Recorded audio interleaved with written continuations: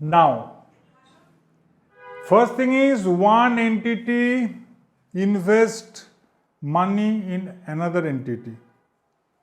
If it is up to 20%, this is called investment in equity instruments.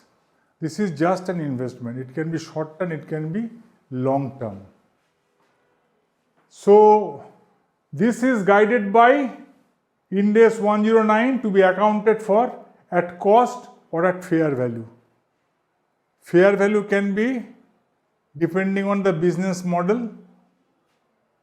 Change in fair value can be transferred to profit or loss or can be transferred to OCI.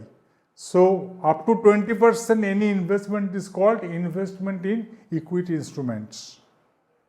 Now, if it is more than 20% plus less than 50%, these are a rule of thumb. There is no hard and fast rule. Okay? This is called significant influence. One entity invests, say up to 50%, this is the associate. Accounted for using the equity method as per Ind AS 28. That is investment in associates. Thirdly, if it is more than 50%, it is control. One entity controls another entity.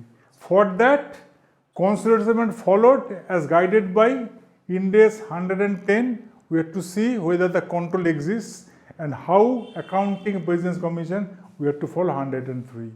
So I repeat the whole thing. Up to 20% it is investment in equity instruments.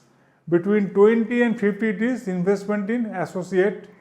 And above 50% it is investment in subsidiary.